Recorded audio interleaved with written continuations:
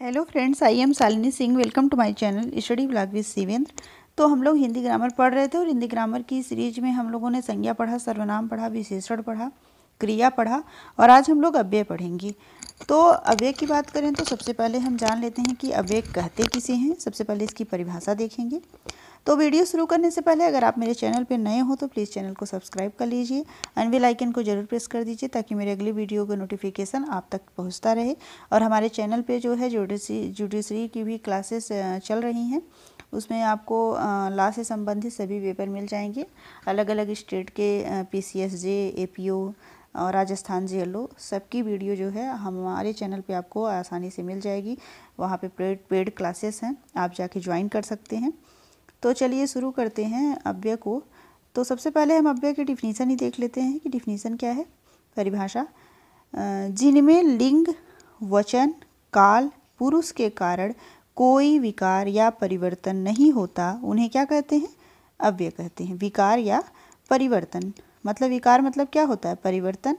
ये सदैव अपरिवर्तित एवं अविकारी रहते हैं। अब बात आई विकारी और अविकारी की। दो शब्द यहाँ पे आए हुए हैं तो इनका मतलब जान लेते हैं। विकारी मतलब कि जैसे संज्ञा, सर्वनाम, विशेषण, इन सब में क्या होता है? परिवर्तन होता है। आपके अविकारी में जो है परिवर्तन नहीं होता, मतलब विपरीत है विकारी का। जैसे इसके उदाहरण हैं आज, काल, परसों। ठीक, तो ये आपका अव्यय हो गया। लिंग, वचन, काल, पुरुष के कारण कोई विकार या परिवर्तन जहाँ नहीं होता वहाँ क्या है? वहाँ अव्यय है। अब अव्यय के प्रकार भेद देख लेते हैं, कितने भेद हैं। तो अव्यय के 4 भेद होते हैं। संबंध बोधक अव्यय, समुच्चय बोधक अव्यय, क्रिया विशेषण अव्यय, विस्मयादि बोधक अव्यय। तो ये 4 प्रकार हैं आपके अव्यय के। तो चलिए बारी बारी से हम एक एक अव्यय को देखेंगे। वैसे अव्यय जो है बहुत बड़ा है, उसमें बहुत चीज़ें हैं, लेकिन मैंने उन्हीं को लिया हुआ है जो आपके एग्ज़ाम के पॉइंट ऑफ व्यू से इम्पॉर्टेंट है।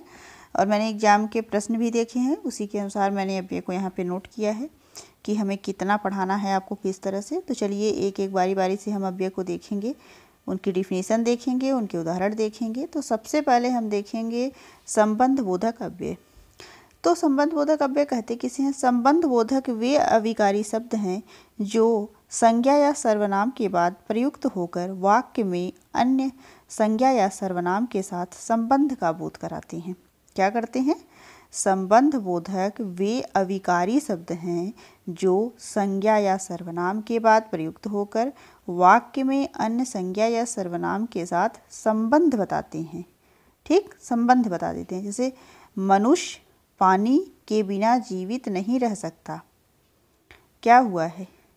मनुष्य पानी के बिना जीवित नहीं रह सकता। जहाँ पे के आए, के साथ, के सामने, के चारों ओर, के निकट, के भीतर, के पीछे, ये सब क्या है? संबंध बोधक अव्यय हैं। यहाँ पे संबंध बताया जा रहा है कि मनुष्य पानी के बिना जीवित नहीं रह सकता। तो यहाँ पे क्या है? संबंध बोधक अव्यय है। अब इसको हमने देखा। अब आगे बढ़ते हैं, हम दूसरा अव्यय देख लेते हैं कि दूसरे अव्यय किसे कहते हैं। तो दूसरा जो है, यहाँ थोड़ा सा एग्जाम्पल भी है, यहाँ देख लें। यहाँ से पूरब की ओर तालाब है। ठीक, यहाँ से पूरब की ओर तालाब है, की ओर आया तो क्या है? आपका संबंध बोधक अव्यय है। इस मकान के पीछे धर्मशाला है, मतलब हमारे मकान के पीछे क्या है? धर्मशाला है, के पीछे, तो संबंध जुड़ा हुआ है। तो यहाँ पे क्या है? संबंध बोधक अव्यय है। जल के बिना मछली जी नहीं सकती। ठीक, जल के बिना मछली जीवित नहीं रह सकती। यहाँ पे भी के बिना आया हुआ है, तो यहाँ पे क्या है? संबंध बोधक अव्यय है। नेक्स्ट है हमारा समुच्चय बोधक अव्यय। इसकी भी डिफिनेशन देखेंगे। जो शब्द वाक्य तथा शब्दों को जोड़ते हैं उन्हें क्या कहते हैं? समुच्चय बोधक अव्यय। वेरी सिंपल है। मुझे टेप रिकॉर्डर या घड़ी चाहिए। यहाँ पे क्या हो रहा है? जो शब्द वाक्य तथा शब्दों को जोड़ते हैं, जो शब्द वाक्य तथा शब्दों को जोड़ते हैं उन्हें क्या कहते हैं? यहाँ पे टेप रिकॉर्डर, मुझे टेप रिकॉर्डर या घड़ी चाहिए। सूरज निकला और पक्षी बोलने लगे। और लगा है यहाँ पे, मैं चाहता हूँ कि भारत तरक्की करे। ठीक, यहाँ आपने देखा कि मैं चाहता हूँ कि भारत तरक्की करे। यहाँ पे या के साथ इसको जोड़ा गया है। यहाँ पे सूरज निकला और इसके साथ जोड़ दिया, पक्षी बोलने लगे।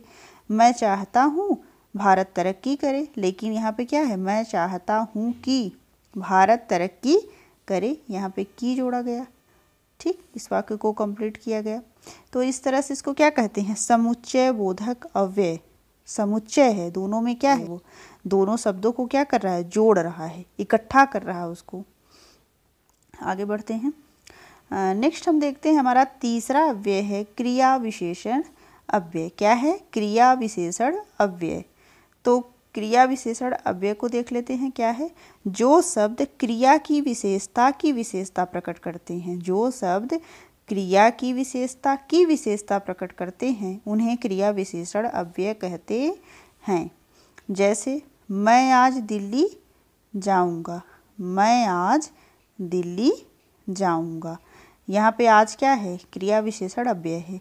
तुम दिल्ली में कहाँ रहते हो, तुम दिल्ली में कहाँ रहते हो। तो ये क्या है, कहाँ क्या है, क्रिया विशेषण अव्यय है। क्रिया के पहले क्या है, आपका कहाँ है, तो ये क्या है, क्रिया विशेषण अव्यय है। नेक्स्ट हमारा है चौथा जो है विस्मयादि बोधक अव्यय। ठीक, चौथा क्या है, विस्मयादि बोधक अव्यय। तो इसकी भी हम डिफिनीशन देख लेते हैं। जिन अव्ययों से हर्ष, शोक, घृणा आदि भाव का बोध हो तथा जिनका संबंध वाक्य के किसी भी पद से नहीं होता, उन्हें विस्मयादि बोधक अव्यय कहते हैं।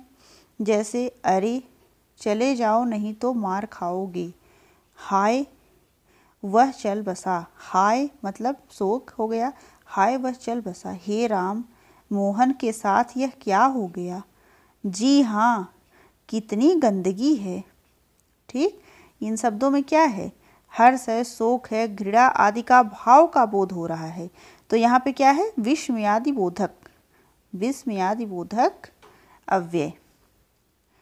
तो ये इस तरह से मैंने अव्यय के चारों प्रकार आपको समझाए। विस्मयादि बोधक अव्यय किसे कहते हैं, जिन अव्ययों से हर्ष, शोक, घृणा आदि भाव का बोध हो, वहाँ पे विस्मयादि बोधक है।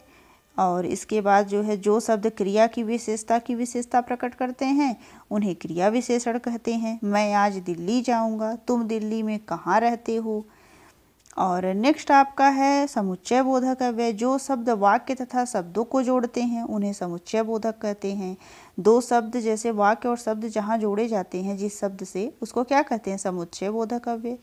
और पहला है आपका संबंध बोधक अव्यय, जहाँ पे संबंध बोधक व्यभिकारी शब्द हैं जो संज्ञा या सर्वनाम के बाद प्रयुक्त होकर वाक्य में अन्य संज्ञा या सर्वनाम के साथ संबंध का बोध कराते हैं।